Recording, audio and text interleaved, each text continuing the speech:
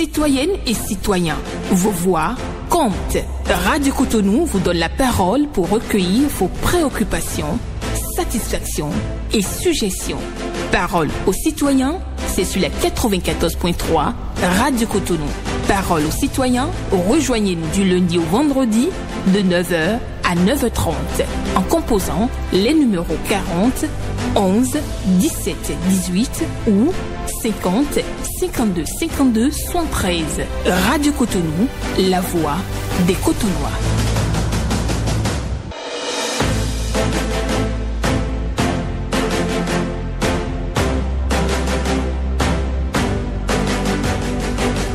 Parole aux citoyens.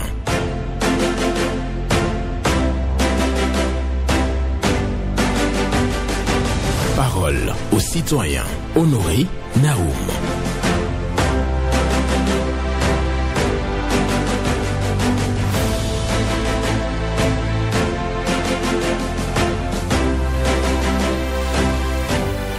On peut aisément pardonner à l'enfant qui a peur de l'obscurité.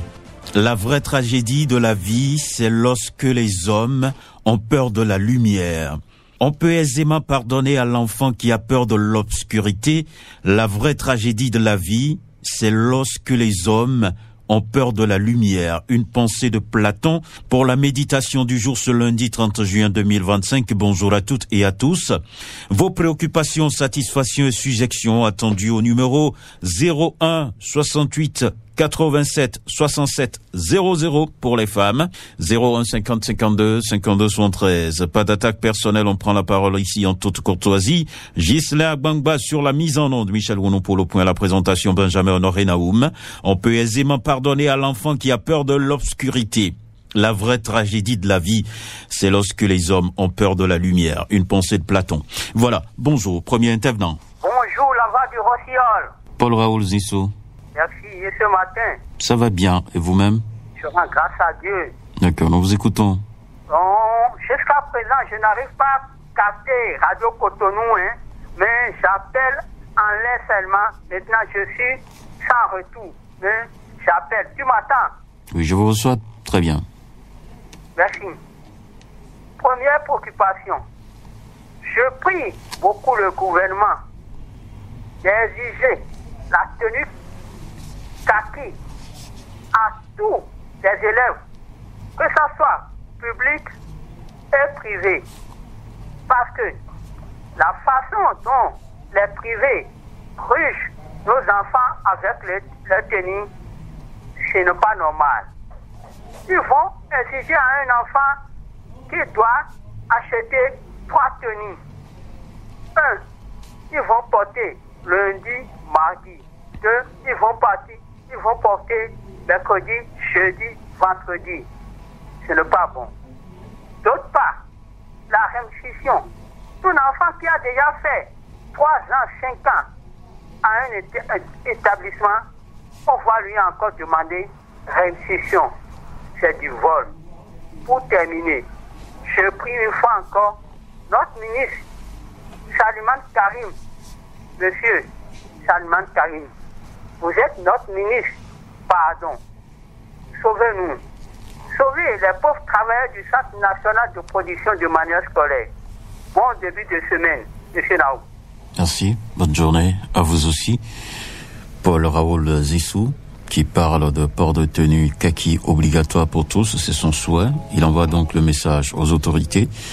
Et aussi, il demande qu'on milite contre les réinscriptions, bien entendu, dans les écoles. Il a abordé également le sujet concernant la vie au niveau du Centre national de production de manuels scolaires, sa préoccupation de tous les jours.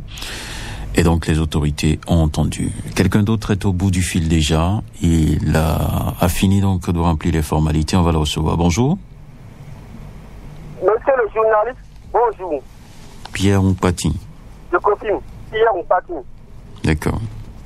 Monsieur le journaliste, le samedi 8 juin 2025 dernier, les habitants de Saourou ont eu l'opportunité d'échanger directement avec le peuple porte-parole du gouvernement, M. Wilfried Léandre Ngwedi. Monsieur le journaliste, les populations ont exprimé leur ressenti sur les réalisations du président Patrice Talon dans la commune.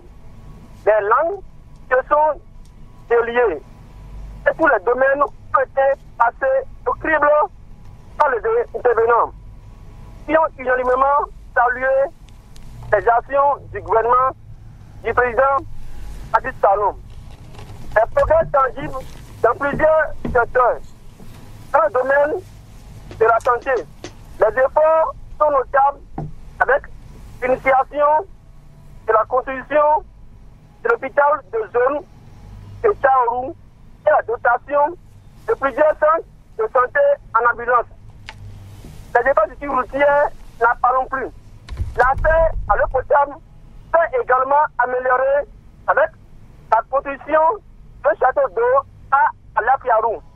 Nous remercions le gouvernement du président Patrice Talon pour les efforts qui hier ont parti au début de semaine à vous. Merci. Bonne journée à vous. Il parle du déplacement du porte-parole du gouvernement à Tchaourou. L'intéressé a bien entendu échangé avec les populations pour expliquer donc un certain nombre de choses. Le point est fait donc à travers cette intervention de Pierre Ompati. Nous allons poursuivre sur Radio Cotonou et c'est le lieu pour nous de rappeler donc la pensée du jour.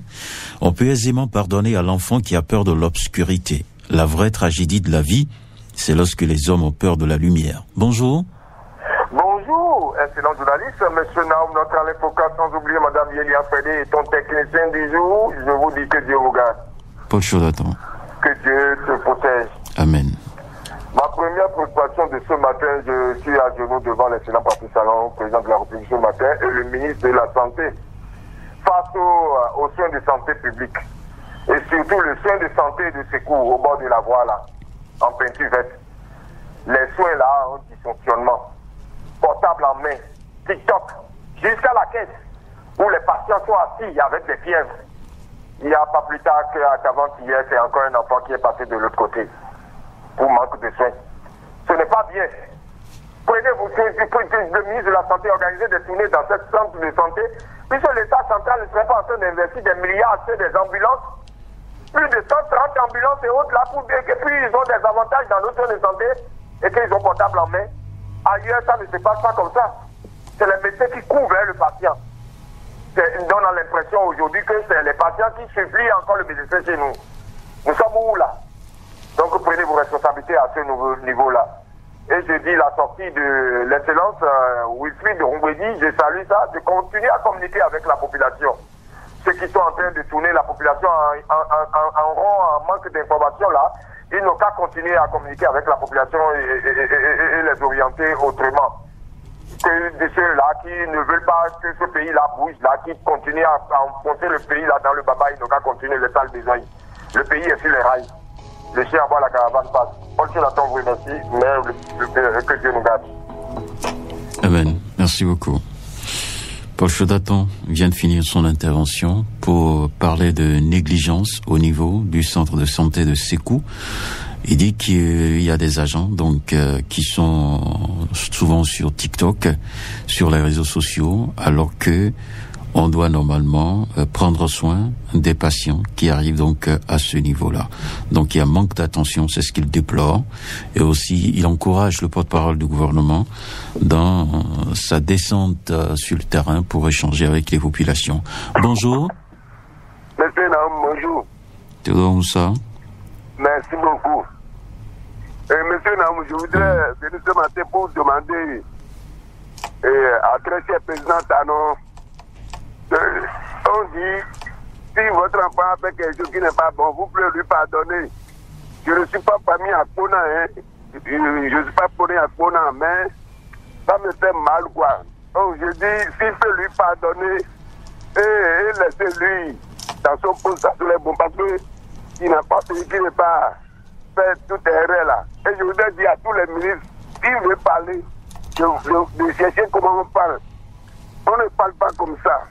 Il faut qu'on dise la vérité. On ne parle pas comme ça. Donc je dis, si le président peut pardonner lui, ça serait bon. Parce que pour être ministre, c'est la chanson. Dans cette commune du Bénin, il y a beaucoup d'hommes. Et vous avez trouvé une place. C'est votre parole qui va vous faire des choses comme ça là. Ça serait mal. Donc le président, pardonnez-lui. Pardon. Essayez de lui donner son poste. C'est ma préoccupation, monsieur Naoum. Merci beaucoup. Très bonne journée. Bonne journée à vous. Théodore Moussa qui demande au président de la République de pardonner les erreurs du ministre Apollon, ou bien ex-ministre Apollon, Paulin Apollon, oui. Donc, je crois que c'est bien ça. Hein. Donc, c'est sa préoccupation en tout cas. Donc, il demande au ministre de faire très attention dans leur prise de parole pour éviter des problèmes. Théodore Moussa vient de signer ainsi son intervention ce matin sur Radio Cotonou. Quelqu'un d'autre est au bout du fil. Bonjour. La préfecture municipale de Cotonou, bonjour. Sébastien Yofossou. Oui, je confirme. D'accord. Ce matin, je suis à genoux devant le chef de l'État et invité le ministre des Enseignements secondaires, techniques et de la formation professionnelle, Madame Véronique Tony Fordé Mewanou, et le directeur de l'école normale supérieure de l'enseignement technique, Monsieur Henro Fruitier, de voler au secours des enfants qui sont à l'école de l'Okosa, les professeurs certifiés qui devraient être envoyés en France en ce moment, et ils ne sont pas partis. Et parmi les 60, c'est seulement 24 qui sont envoyés.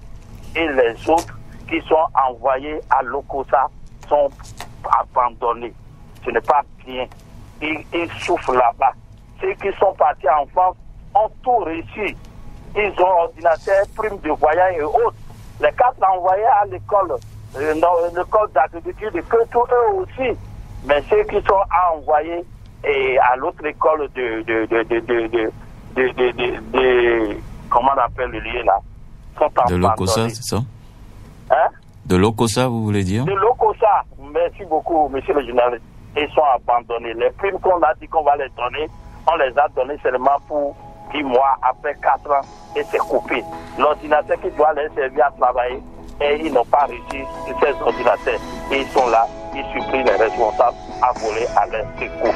Voilà ma préoccupation pour ce matin, monsieur le journaliste, Sébastien Yofossou. Merci. Sébastien Yofossou, qui revient donc sur la discrimination constatée, bien entendu, dans le rang des enseignants certifiés, recrutés. Certains ont bénéficié d'une formation à l'étranger, d'autres sur place, et le traitement n'est pas le même. C'est ce que déplore Sébastien Yofossou à travers son intervention ce matin. Nous poursuivons, nous restons sur Radio Cotonou, continuez donc à nous appeler. On peut aisément pardonner à l'enfant qui a peur de l'obscurité. La vraie tragédie de la vie, c'est lorsque les hommes ont peur de la lumière. C'est une pensée signée de Platon. Et oui, pour votre méditation ce matin, restez câblés, Radio Cotonou. Ici, on prend la parole en toute courtoisie et on évoque ses préoccupations, satisfactions ou sujections. Bonjour. Oui, bonjour, monsieur Naoum. Oui, votre nom? Mon grand homme journaliste. Dieu va vous bénir. Amen. C'est monsieur Hubert Fan de Tormendaro. D'accord, nous vous écoutons. Monsieur Naoum, je vous amène à la Sobemap. Je demande au chef de l'État que les dockers, ils sont les premiers à revers comme coq à chanter de basse-cour. Mais ils ne sont pas bien satisfaits de leur salaire. Pourquoi je dis ça? Moi, Fanny Hubert, j'ai fait 32 ans de service. Je suis bien embauché le 16 avril 1991. Donc, je suis à ma retraite, mais je n'ai pas encore eu mon prime de retraite de la Sobemap. On ne parle pas de la pension. Lorsque nous prenons la retraite, on nous donne les mesures d'accompagnement de la société, ce que vous avez eu pour la société. Donc je dis à notre liquidateur, M. Fanoa Ama, de nous satisfaire. Ils ont appelé les mensuels pour dire d'amener les fiches. Et nous, les contractuels, on doit nous appeler pour nous payer aussi. Je demande qu'on a le chef de département nouveau qui est arrivé, il est en train de faire beaucoup de travail au token. Je crois que les salaires de base a changé maintenant. Je lui remercie beaucoup. Je veux que Talon place ces gens dans les sociétés, que les sociétés doivent aller au bout du fait du travail. Ma deuxième prédication, je demande au ministre José Donato d'aller traquer et de fréquenter jusqu'à Dizakoué, à Torbin, les magasins sont fermés et les pilastres ne passent plus. Lorsque 10 janvier, on doit mettre des pilastres pour aller jusqu'à Tchodi, mais à cause de les magasins, les points sont fermés, on n'a pas de crabe d'eau, on n'a pas de poisson. Monsieur Naou, je vous remercie. Merci beaucoup. Hubert Fanou, qui parle des dockers, qui seraient donc sous-payés au port autonome de Cotonou. Il parle aussi de non-paiement de primes de départ à la retraite de certains agents de la Sobemap jusqu'à ce jour. Il invite aussi les gouvernants à aller organiser le dragage au niveau de Avlekete, parce qu'il y a des localités donc dans le mono là-bas où il n'y a pas de poisson, il n'y a pas de crabe. Donc ceux qui sont dans cette activité sont en souffrance. Donc pour lui, il faut donc draguer la lagune au niveau de Avlekete et autres. Nous restons sur Radio Cotonou et l'émission C'est Paroles aux citoyens. Oui, bonjour. Allô? Oui, bonjour. Allô? Oui, bonjour. Bonjour, monsieur le journaliste Naoum. Basile Adjakidje. Oui, merci. D'accord. Monsieur vous. Ça va bien, et vous-même? Très bien. Je vous remercie beaucoup pour votre émission que vous faites ce matin. D'accord, merci. Et ma donne de ce matin va directement à la présidence chez le président de la République. D'accord. Son Excellence, monsieur le président de la République, je remercie beaucoup son action, sa façon de faire. Il faut voir, lui-même, il a décidé de laisser le pouvoir librement. Il faut voir ce qui se passe maintenant au Togo. Il faut voir, ils ont tué les gens n'importe comment. Et lui, il a dit non, qu'il ne veut pas faire ça ici. Tout le monde doit le remercier. Parce qu'il est en nation, le pouvoir est avec lui, il est capable de tout. Et pourtant, il n'est pas agi comme ça. C'est comme ça, le Bénin doit être toujours un pays différent par rapport au pays africain. Ça, c'est lui qui a fait ça même encore. Et c'est très bon pour notre pays. Ça, je remercie beaucoup le chef de l'État, président Patrice Talon.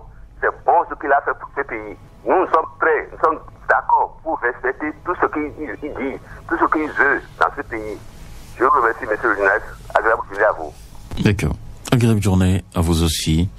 Basile Adjakidje, qui est venu donc pour remercier le président Patrice Talon pour ses actions. Donc c'est ce que nous retenons de son intervention. Voilà. Merci beaucoup. On peut aisément pardonner à l'enfant qui a peur de l'obscurité. La vraie tragédie de la vie, c'est lorsque les hommes ont peur de la lumière. Une pensée de Platon pour votre méditation ce lundi 30 juin 2025 et nous clôturons ainsi ce mois de juin. Bonjour à toutes et à tous et merci de rester toujours câblés. Oui, Radio Cotonou, l'émission se poursuit. Émission Parole aux citoyens 01 68 87 67 00 ou le 01 50 52 52 73. Un autre intervenant est là, on va le prendre. Bonjour. Hello, bonjour. Oui, bonjour, monsieur Naou. Oui, votre nom? Gilles Aristide Tako. D'accord, nous vous écoutons. Ma première préoccupation, c'est en lien avec la pensée du jour. D'accord. Ce qu'a déclaré Platon. Nous sommes des enfants qui ont peur de l'obscurité à Glaravito. L'éclairage public fait défaut la nuit. Aucun des lampadaires ne s'allume. Nous demandons à la FDE de passer, nous réparer les lampadaires pour que nous ayons la lumière. Car nous, on n'a pas peur de la lumière. On a besoin de la lumière. C'est ça ma deuxième préoccupation pour demander aux autorités municipales de Cotonou de bien vouloir doter les écoles publiques de personnel de sécurité. Il n'y a pas de gardien d'école. Et les hors-la-loi en profitent pour aller poser des actes de vandalisme, des actes de civils, de voler dans les bureaux des directeurs, ce qui n'est pas bien. Alors que ces écoles publiques nous servent de centre d'examen et de centre de vote. Et bientôt nous aurons les élections générales en 2026. Alors que ces bandits vont enlever les compteurs d'eau, les compteurs d'électricité et enlever les fils électriques, ce qui n'est pas bien. Merci, monsieur le journaliste.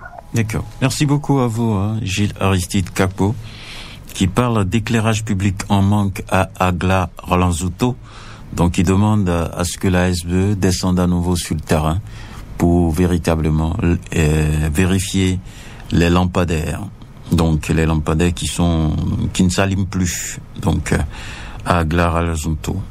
Et aussi, il parle bien entendu des autorités de la ville de Cotonou par rapport aux écoles primaires publiques et des écoles qui n'ont pas d'agent de sécurité, il n'y a pas de gardien. Oui, bonjour. Honoré Benjamin Naoum, bonjour à vous. Clément Soclé. Affirmatif depuis Sénépodi. D'accord, nous vous écoutons. Quoi qu'on dise, le président Patrice Talon est un exemple à suivre. Nous lui disons merci pour tout ce qu'il fait pour le développement de notre pays. Je vais en appuyer à l'intervention de M. Sébastien Nyorossou concernant nos frères et sœurs élèves enseignants certifiés recrutés en 2020 et pour demander au ministre Mme Véronique Togne-Fodé est-ce qu'elle est à l'écoute de nos grognes. Mais il n'a qu'à demander au directeur, M. Haro, qu'est-ce qui se passe, ce qui se passe pour en savoir. Nous ne connaissons pas Madame la ministre de cette manière. Donc, Madame Véronique Togne-Fodé, respectueusement, vous êtes lourdement interpellée ce matin à clarifier, à régler cette situation de nos frères étudiants. C'est ma seule préoccupation de ce lundi 30 juin. D'accord. Excellente journée à vous, Monsieur Benjamin Naoum. Excellente journée à vous aussi, Clément Soclé. Et nous poursuivons toujours. Le standard reste ouvert encore pour quelques minutes. On peut aisément pardonner à l'enfant qui a peur de l'obscurité. La vraie tragédie de la vie, c'est lorsque les hommes ont peur de la lumière. Une pensée de Platon pour la méditation du jour. Celui qui est au standard, il va remplir les formalités et on va le recevoir dans quelques secondes. Bonjour.